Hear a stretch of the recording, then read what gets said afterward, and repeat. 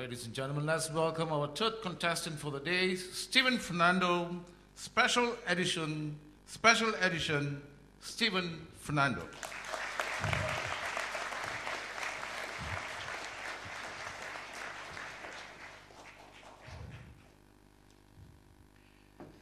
The story is told of this young man who was extremely happy because he was living a fantastic lifestyle.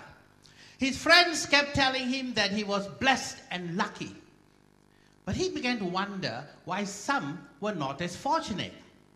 And so one day, the story continues, he went to an open space, looked up, and then implored, "Why God? Why me? All these wonderful things." And it seems a reply came down. "Because, my son, you are a special edition." Contest chair, ladies and gentlemen, this was related at a seminar on life enrichment by a speaker from the Philippines, Gracias Jesus. Now with a name like that, you can imagine everything that he said had to be taken as the gospel truth. His key point throughout all the sessions was that each one of us is created as a special edition with exceptional intelligence and awesome abilities. It was while listening to Jesus that I suddenly discovered the root cause of my lack of confidence and inferiority complex. Just like many other people, I had a tendency of evaluating my weaknesses against the strengths of others. And this, according to motivational speaker Zig Ziglar, is life's greatest tragedy. In his book, Stay at the Top, he says, "Since each one of us is unique, there should be no concern about anyone being greater or lesser." The uniqueness of a person is often highlighted when death occurs. I was at a funeral recently when someone, speaking of the deceased, remarked, "He was so jovial. We'll never get another person like him." The wife, the widow, when hearing it, came by and said, "Please, one of him more than enough." On the 26th of June last year, I came back from my morning run a little later than usual to see my wife of 25 years sad and almost teary-eyed. So I ran towards her and I said, "Why, dear? You thought something had happened to me?"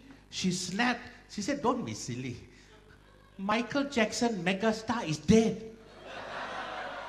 MJ was indeed a special edition.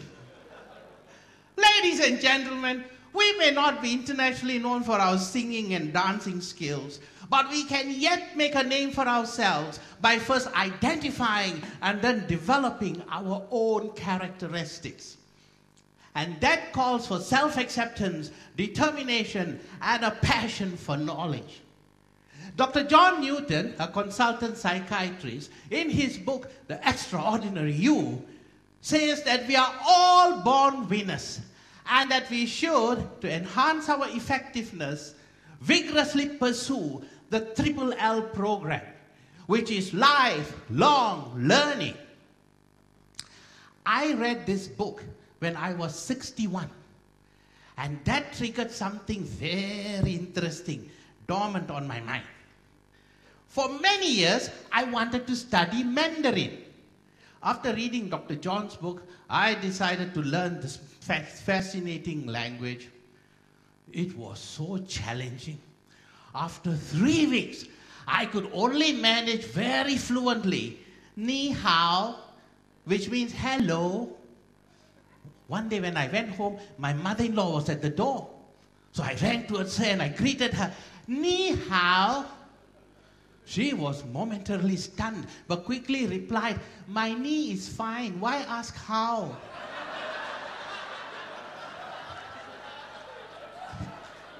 My message goes like this: whether it's learning a language, performing on stage, or simply striving to be better in life, the skills that make us unique are all within. Thus, we just have to work on what's inside in order to project our exclusive qualities on the outside.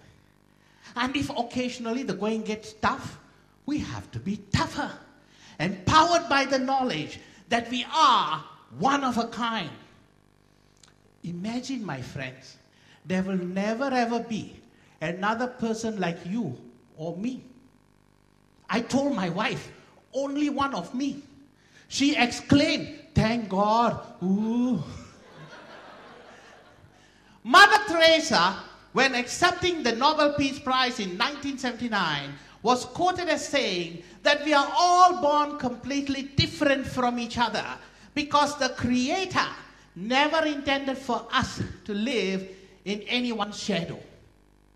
That reminds me of Whitney Houston's beautiful song, The Greatest Love of All. A few lines of which go like this. I decided long ago never to walk in anyone's shadow. If I fail, if I succeed, at least I live as I believe. No matter what they take from me, they can't take away my dignity. Ladies and gentlemen, I am a special edition. And so are you. Contest chair. Thank you.